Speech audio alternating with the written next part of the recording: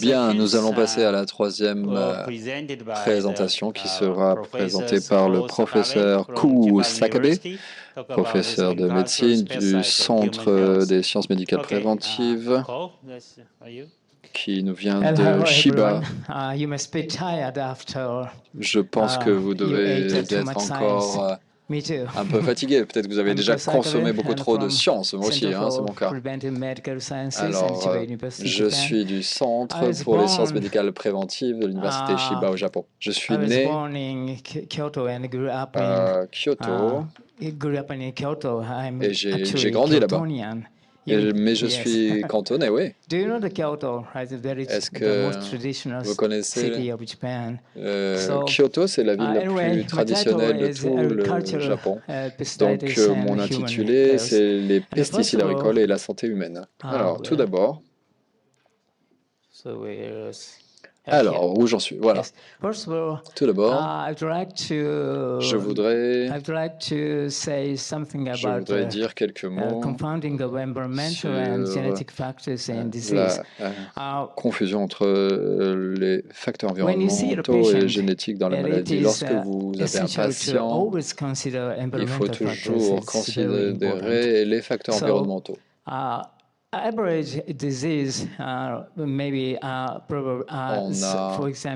par exemple des maladies liées au mode de vie comme l'hypertension, le diabète ou les allergies.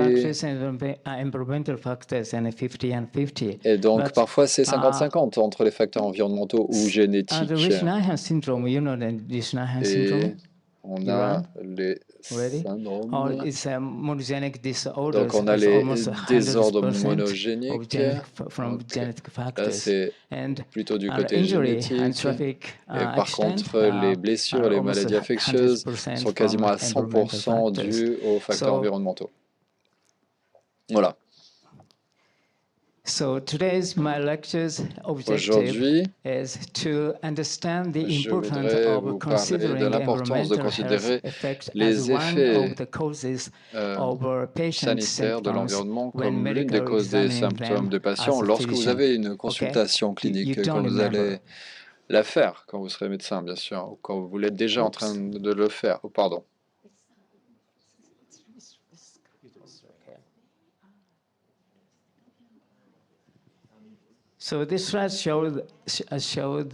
Alors, attendez, pardon, un instant. Okay.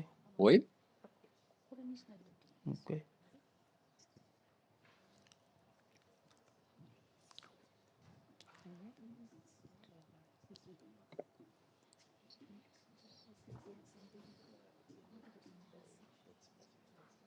Okay. So.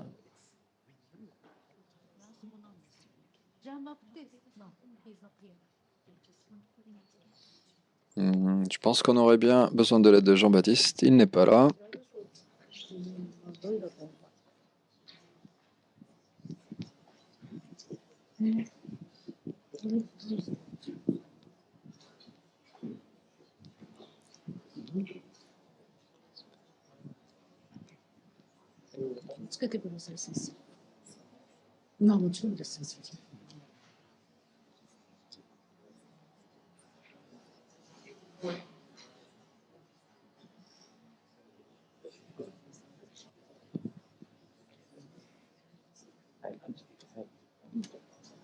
Representation and executive. Yeah, we can do it. I do it every day. 6 months. It's a piece of gremlins. It's very,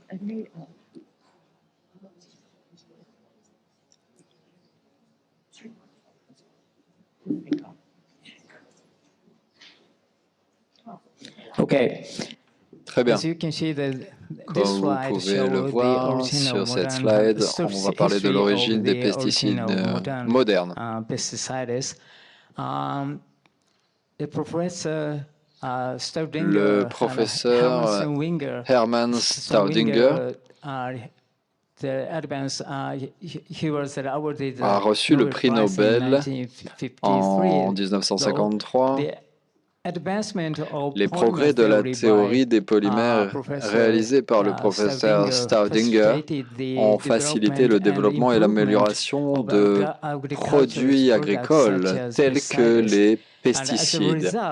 Par conséquent, les réalisations de Staudinger ont eu un large impact sur la science des polymères, influençant au passage directement le domaine des pesticides et d'autres applications agricoles. Le pyréthrine, en 1924, l'ingrédient actif identifié comme le pyréthrine était d'ailleurs appelé poudre de Staudinger.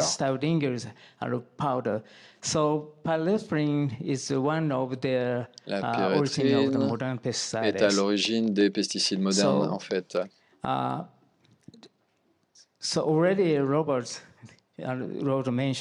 Cela a déjà été mentionné par Robert auparavant.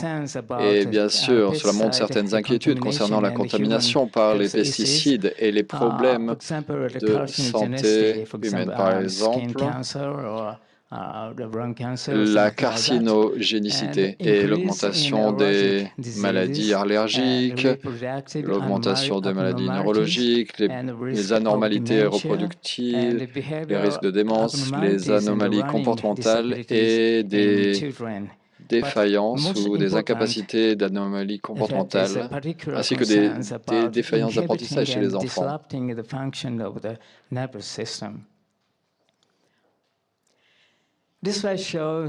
Là, on voit également l'impact de différents pesticides sur la transmission et la conduction dans le système nerveux. Là, sur le graphe, on voit la transmission, en tout cas l'impact sur la transmission de manière assez simplifiée. Est-ce que quelqu'un parmi vous pourrait nous expliquer le mécanisme d'action ici de contraction et relaxation? C'est assez basique. Est-ce que vous êtes capable de le faire? Moi, j'ai un anglais assez basique, assez rudimentaire. Là, peut-être, là, il y a quelqu'un qui a l'air assez sûr de lui. Je crois qu'il est capable de parler anglais. Est-ce qu'il est capable de nous expliquer le phénomène, le mécanisme de contraction, de relaxation musculaire? C'est de la physiologie, en fait, hein, c'est simple. Donc, on a une impulsion de la cellule nerveuse qui va jusqu'à l'axone. Et ensuite, et donc ça va déclencher les récepteurs musculaires de différentes sortes. Et voilà, en gros, cela part du cerveau, donc l'hémisphère moteur, et ensuite ça se transmet à l'axone, et ensuite à la plateforme musculaire, si je puis dire. Ouais, on peut dire ça. Ouais, très bien, super, bravo. Très bien. En moyenne, on a les organophosphates, les carbamates et les néonicotinoïdes qui affectent les choses au niveau des synapses. Et donc, il y a cette action au niveau des axones. On a donc ce mécanisme de contraction-relaxation musculaire, comme on en a parlé. Et là, on voit ici la neurotransmission, notamment au niveau des néonicotinoïdes. Ah, je vais vous reposer une autre question. Est-ce que vous pouvez expliquer à nouveau?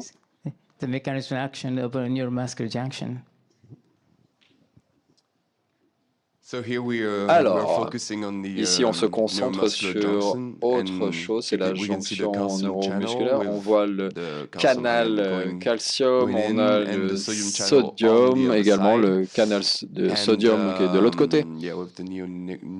Et les néonicotinoïdes, et je pense qu'il y aura des interférences au niveau de perturbateurs endocriniens, je crois, ou quelque chose de cette sorte. Donc, il y a une neurotransmission de type électrique entre les nerfs et les muscles. Merci. Je dois dire que donc on a les néonicotinoïdes qui vont affecter ce mécanisme de neurotransmission. Et là, on a l'anormalité des fonctions sensorielles également. On a une perte de concentration, des pensées réduites et éparses, des mouvements oculaires anormaux, des mouvements de poursuite fluide déficiente. Je ne sais pas si vous connaissez ce phénomène, SPM en anglais. Par exemple, des mouvements oculaires. Bon, d'accord, c'est pas grave.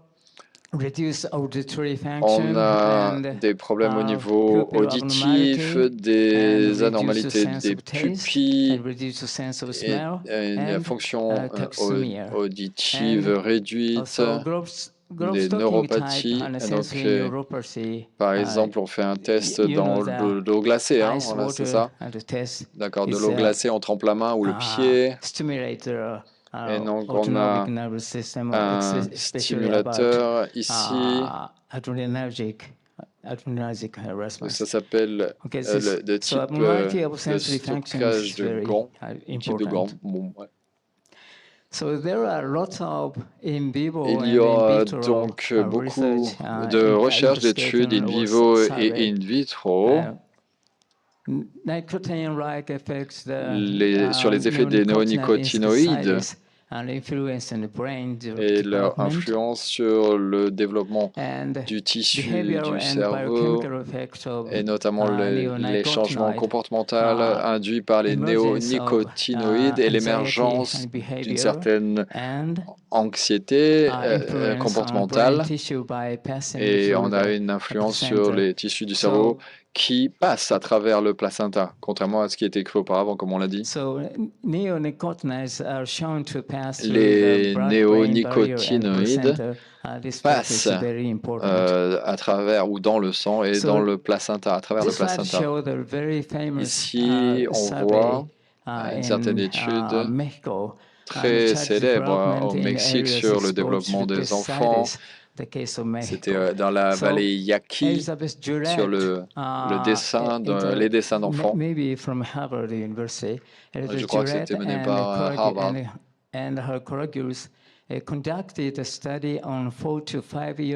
Donc, c'est une étude sur des enfants âgés de 4 à 5 ans dans la région de la vallée Yaqui, au nord du Mexique, qui compare des populations où il y a une utilisation intensive de pesticides et des zones qui en sont dépourvues.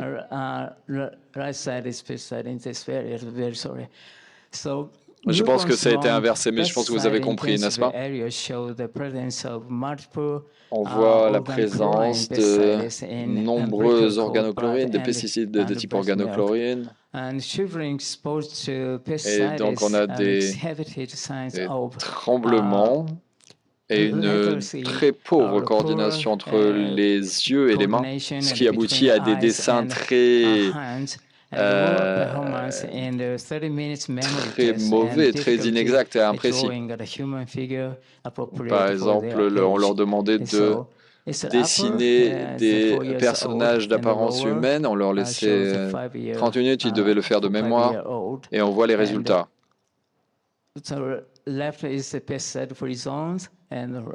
Bien sûr, à gauche, ce sont les zones non exposées aux pesticides et à droite, les zones très exposées aux pesticides. C'est une comparaison extrêmement intéressante.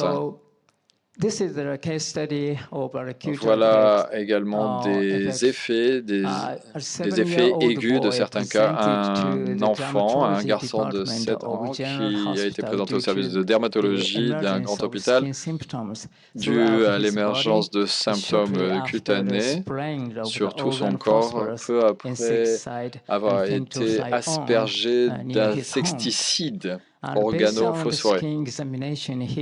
Et basé sur l'examen de la peau, il était diagnostiqué avec un érythème toxique. Et donc, il y avait une tendance modérée vers la myose, c'est-à-dire des pupilles rétractées ou contractées. 7 jours après avoir été aspergé, on avait une amélioration des symptômes cutanés. Ah, je suis désolé, on a un petit problème technique. Alors, du côté gauche, 2 jours après exposition et à droite, 7 jours après exposition. OK. You're the patient. What is your diagnosis? Alors, docteur, est-ce que vous avez un diagnostic à nous proposer, s'il vous plaît? Comment? Pardon? De l'érythème, c'est ça? Ouais, est-ce que c'est ça? Ouais, ouais, c'est ça. Bravo. De l'érythème. Mais qu'est-ce que c'est, à vrai dire, l'érythème? Comment définir l'érythème? Est-ce que vous pouvez m'en dire plus? Oui, je ne vous entends pas. Hors micro, désolé, je n'entends pas. Alors? Purpura. You know purpura? Okay.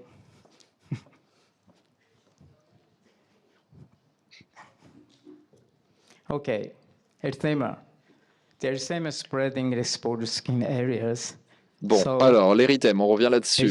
C'est bien de l'érythème qui s'est développé sur les zones cutanées qui ont été exposées. Donc, oui. Ici, on peut effectivement parler de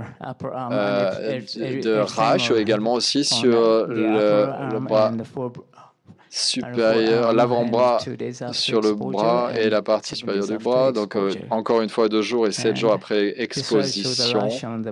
Et enfin, on voit les effets sur les paumes des mains 2 jours et 7 jours après exposition. Donc, un rash, une éruption cutanée sur les paumes.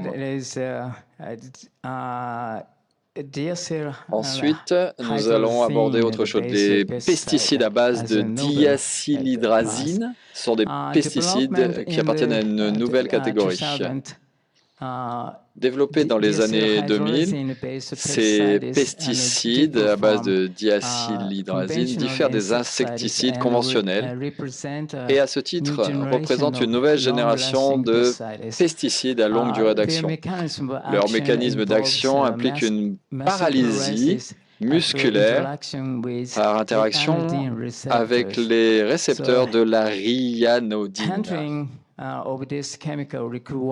Et donc, par mesure de précaution, la manipulation de ce produit chimique doit être très encadrée et les mesures de sécurité appropriées doivent être prises conformément aux directives de sécurité établies. Cependant, depuis l'introduction de ce pesticide, il ne s'est pas écoulé suffisamment de temps pour comprendre pleinement ses risques potentiels. Il est cependant essentiel de suivre de près les enquêtes et études à venir. Aux États-Unis, mais également en France et au Japon, des inquiétudes ont été exprimées quant à l'expansion de son utilisation. En outre, en Chine, où des impacts sur l'environnement ont été constatés, des instructions pour des tests supplémentaires ont été données aux sociétés qui commercialisent ces produits. Votre pays, la France, a mis en place une réglementation stricte sur les pesticides, mettant l'accent sur la protection environnementale et l'agriculture durable. Voici quelques-uns des points clés.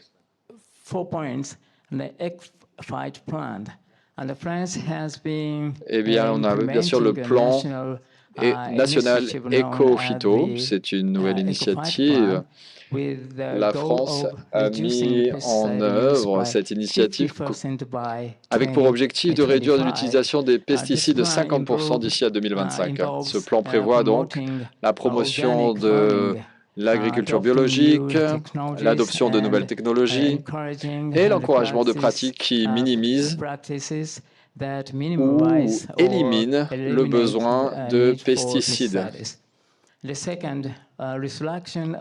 point, les restrictions sur les ventes de pesticides. Certains pesticides, en particulier ceux considérés comme ayant des effets nocifs sur l'environnement ou les écosystèmes,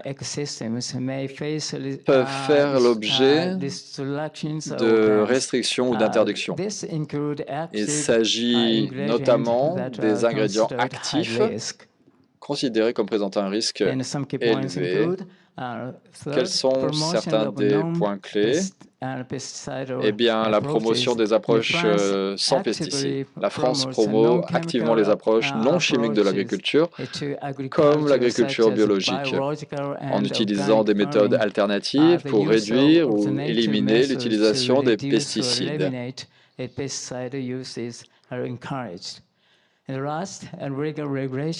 En termes de réglementation, des cadres juridiques ont été mis en place pour réglementer l'utilisation des pesticides et les infractions peuvent donner lieu à des amendes et d'autres types de sanctions. Mais vous le savez, n'est-ce pas? La France est désormais l'un des pays les plus stricts en matière d'utilisation des pesticides. Et je pense que de nombreux autres pays devraient prendre exemple sur elle. Vous pouvez être fiers de vous. Bien, là, c'est ma dernière slide. Alors ici, c'est un film qui s'appelle L'histoire d'une famille. Donc c'est l'histoire d'une famille qui a réussi à cultiver des pommes dépourvues sans pesticides, ce qui était autrefois considéré comme impossible. Et l'on pensait que la récolte de pommes de qualité nécessitait l'utilisation de pesticides. Cependant, cette famille a réussi à relever le défi de cultiver des pommes de grande qualité sans utiliser de pesticides.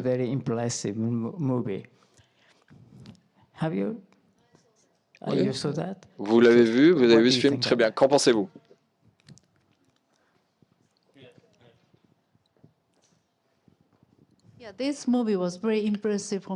Ce film était vraiment très impressionnant. Je me demande toujours ce que l'on peut faire sur cette question des pesticides. Beaucoup de gens nous disent oui, mais les consommateurs aiment les beaux fruits, ceux qui sont très esthétiques, par exemple les très belles pommes rouges, bien régulières. Mais est-ce que l'on pense aux cultivateurs, aux agriculteurs?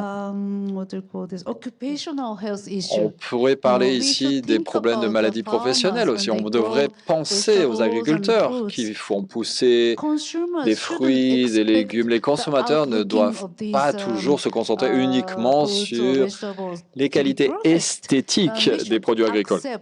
On devrait être capable d'accepter peut-être des fruits peut-être un peu moches ou abîmés.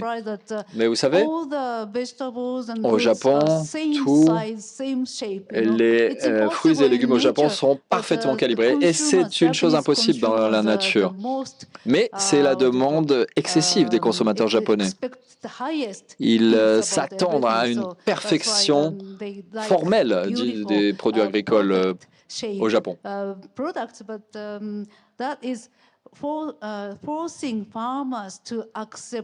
Mais on force finalement les agriculteurs à utiliser des produits chimiques très dangereux et nocifs pour notre santé à tous, et c'est une erreur. Enfin, donc, pensez également à ce livre, Rachel Carson, Silent Spring. Donc l'objectif de cette allocution était de comprendre l'importance de considérer les effets de l'environnement sur la santé comme l'une des causes des symptômes d'un patient lors d'un examen médical. Merci de votre attention.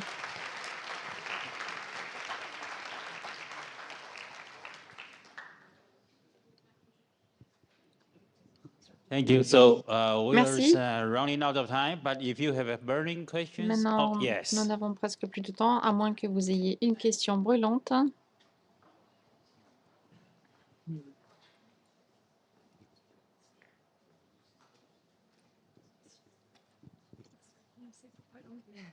Bonjour, merci pour votre présentation. Je suis désolée, je vais parler en français parce que c'est un peu compliqué ce que je vais dire. Mais j'aimerais apporter un peu de nuance sur le fait que la France soit les meilleure en termes de pesticides. Peut-être que c'est la meilleure, mais il reste encore beaucoup de choses à faire. Je pense notamment à la PAC, la politique agricole commune, qui continue de financer les grandes agricultures intensives et qui finance la monoculture notamment. Donc c'est très compliqué en France de faire du bio parce que les agriculteurs ils sont pas financés. Encore plus que la plupart de nos produits sont importés d'autres pays à l'étranger. Et les produits qui sont importés en France, ils sont pas régulés sur les pesticides. Donc ça fait encore de la concurrence un peu déloyale et on a encore beaucoup de pesticides, de fruits et légumes plein de pesticides en France. Et j'aimerais parler juste vite fait du glyphosate qui a été réautorisé pendant 10 ans alors qu'il devait être interdit. Voilà. This is a comment or question? I can understand Did you get it? Ne comprenant pas le français, je me demande si c'est un commentaire ou une question. Non, bien sûr que je n'ai pas compris ce qui a été demandé. Le commentaire portait sur l'agriculture the fact that in France we are not that et brilliant en France, nous ne about sommes pas pesticide si bons usage. au niveau de l'utilisation des I'm adding something, pesticides. we are using a lot of pesticides Nous utilisons and beaucoup to de make organic food pesticides it pour costs a faire lot de and there's no des aliments bio. no Cela finance from the government to coûte this cher, il n'y a pas de agriculture. subvention And de there are la still part a du lot of gouvernement. money given to Beaucoup agricultures d'argent that the farmers that want to beaucoup de make fonds sont donnés monoculture, aux and so that's not agricultures pour la monoculture, the way we think ce it should qui, be. à notre avis, n'est pas la And manière about the d'appréhender 50% la chose. reduction, in Il fact, y a it donc was une a réduction de 17%. 50%. It was the objective was 50% L'objectif, c'était reduction une by réduction de 2025. 50% But d'ici finally, we 2025 have et an increase of the une usage by augmentation de 17%. l'utilisation Oh, I de see. 17%. But I can see a lot of smoking people in here. Je vois beaucoup de personnes qui It's not fument logic, ici. right? C'est ça? Any other questions, comment? Y a-t-il d'autres questions, d'autres commentaires? Okay. Any? D'autres questions, d'autres If commentaires? not, Ouais. It's time for. yeah. If not, yeah, we will Sinon, conclude this session. Nous allons Thank you. conclure cette Thank you for the- session. Nous vous remercions Thank you very beaucoup. much. Merci beaucoup. Sorry about my bad English. Et je vous prie Okay, de let's m'excuser mon take anglais. a photograph. Bien.